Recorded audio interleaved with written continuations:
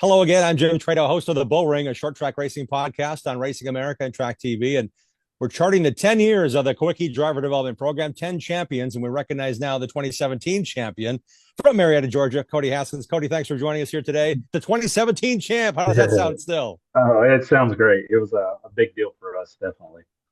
When it comes to short track racing and the profile you can get and gather, it takes time not only before, but during the process to then get elected as a Kulwicki finalist. What was that like for you back in 2015, 16? And how did you hear about the program and how'd that process go way back when? Yeah, so I mean, obviously it was fresh news.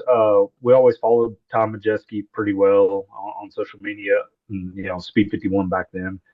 Um, just kind of followed that program. It's really been the only true driver development program that's given back, obviously.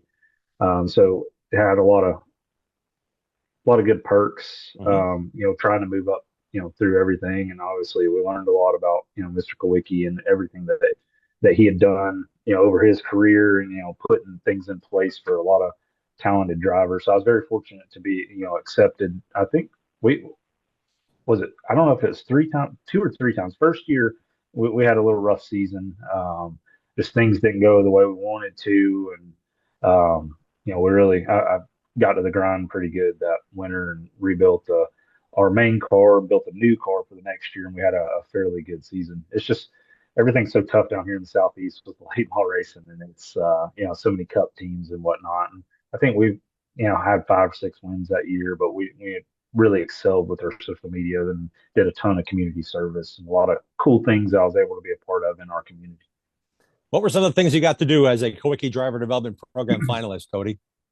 Well, obviously, the year in banquet at Charlotte was a great deal. We went to Penske the second year that I was there, which I deal with a lot of those engineers day in and day out now. Huh. So it was pretty cool then to see the ins and outs of the shop. I was able to meet a lot of good people.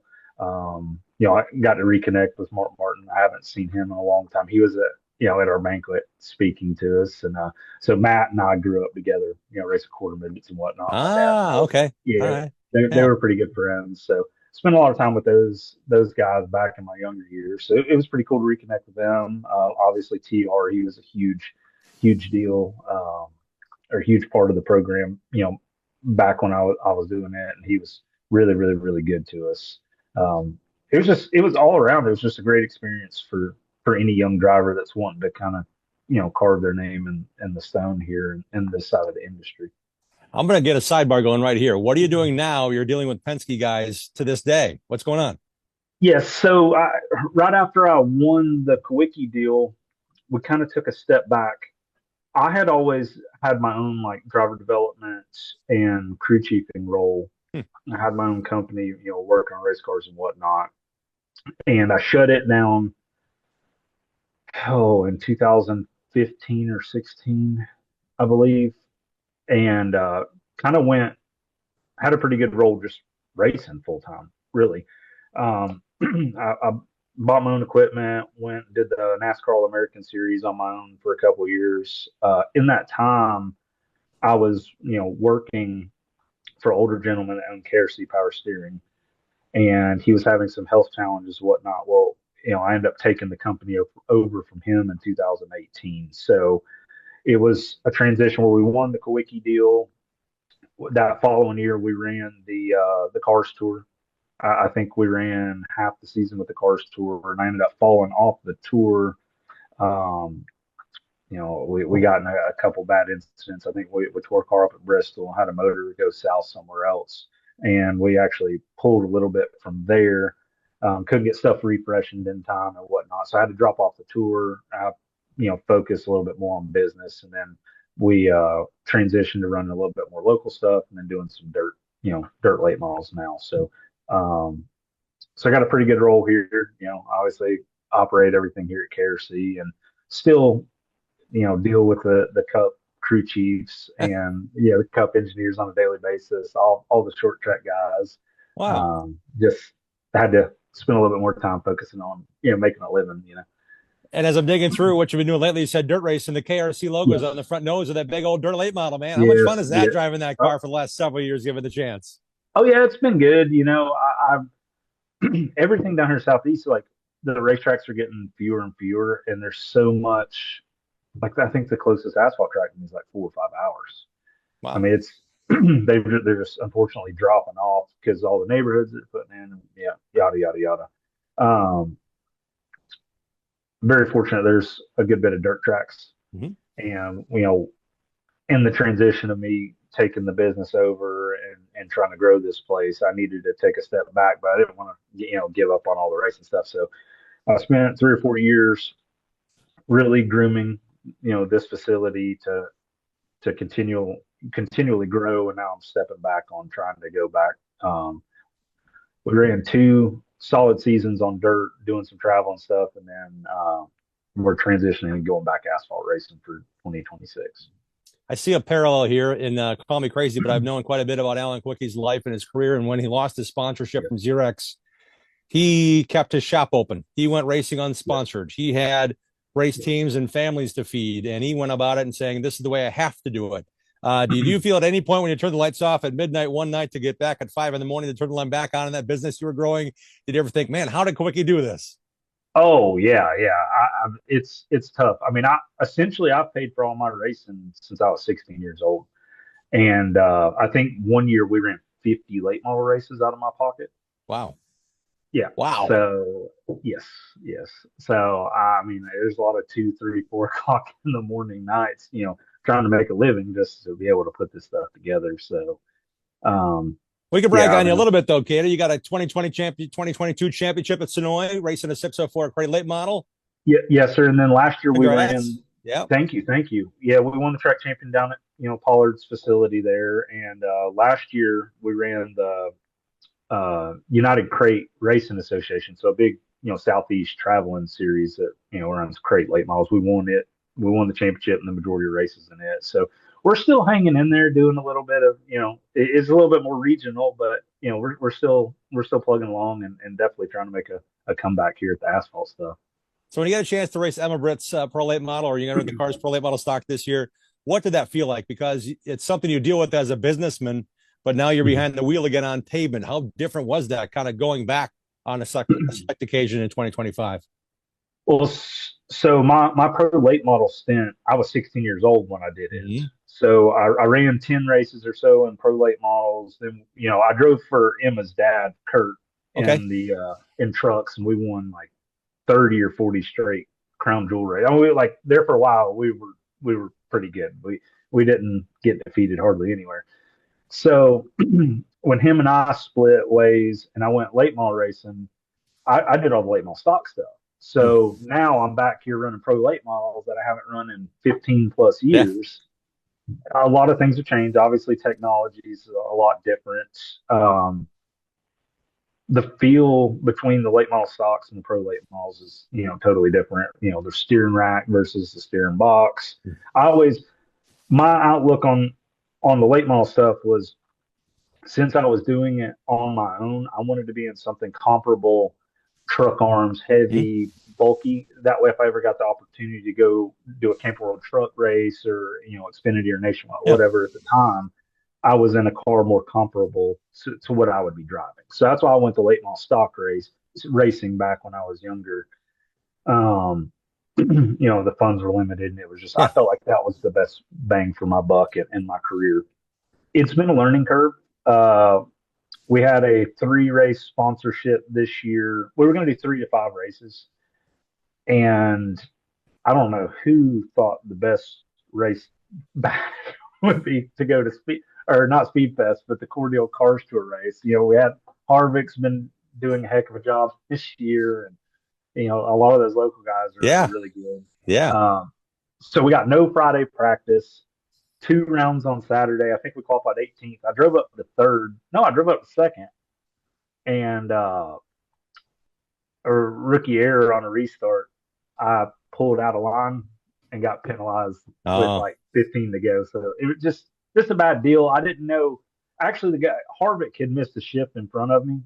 Okay. I pulled out of line to keep from running over him, and then I let him go down the back straightaway, and it made me do a pass through. I figured if I let him go, it Yeah. would have kind of washed out. But Yep. it was my fault. I wasn't up to date on the rules, and I made a mistake and got my hand slapped on it. So I think we finished 13th or whatnot. But You're right there, though. You're right there. How does yeah, that feel? yeah, You know? for being out of it for 10 years or whatnot, it was it was pretty good. It felt really really good with that. So All right, now you're going to scratch that itch. How many more times this year yet? Where are you going next? next is Snowflake. So Ah, all right. we're fixing to start testing for it.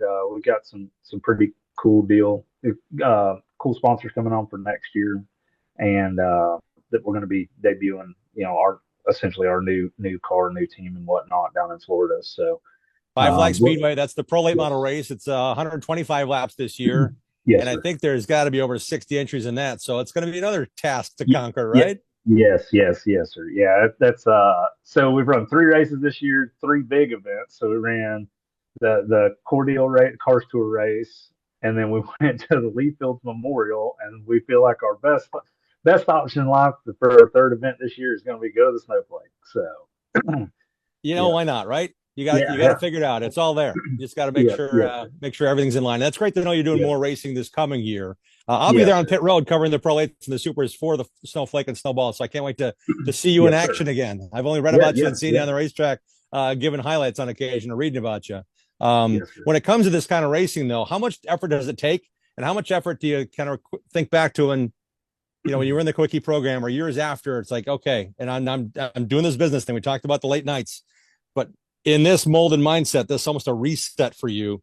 How much is it kind of like, okay, this is what I should do. This is what I've learned to do. This is the only way I know how to do it. How many lines did I just say that are part of the equation to make Cody Haskins just want to keep digging so hard again in 2025 and forward?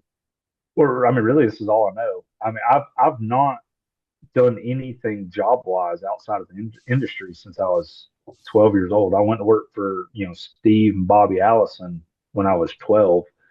Helping on Bandoleros and their race shop over in Alabama. So I mean, this is how I've lived my life. I don't know anything else. It's so, but it's been a good transition. I've got to see, the racing side, obviously as a driver, but then also, the industry side, manufacturing and whatnot. And actually, a lot of people don't know, but my grandfather started American Racer Tire. Oh, So he was actually one of the tire engineers for Firestone back in the early 60s and oh, 70s. So I've been around it forever. With just when he transitioned to the American Racer stuff, it was more dirt versus asphalt, and I always stayed on asphalt. But so I've seen both sides. Very fortunate. I've got some good people coming on board, and like I said, I don't know any different. This is all I've ever done. So it's nice to be back behind the wheel finally. Cody, I And know that when you were racing that Snowflake in first weekend of December, there's another driver on the entry list. He's 13-year-old Keelan Harvick. oh yeah, Um, Other young drivers will aspire to be where you're at. Other drivers want to have the chance to race in good equipment like Keelan has now. It all comes with the awareness and ability. And how much does the Quickie Driver Development Program mean to maybe some young drivers that want to apply come January 1? How important would it be for them to sign up, knowing what you learned over the 2 years you were there and forward? I think it's the best and only opportunity for advancement without a very well funded family at this point. Obviously, they challenge you to do a lot of different things as far as community service involvement, which as you transition on up the ladder, that keeps getting greater and greater and greater. The social media aspect of things, they groom you just as much about business as they do about your on track success and performance. So I think it's obviously it's a very good deal for a lot of or 7 that get chosen. But I definitely, if you're not applying, I don't know.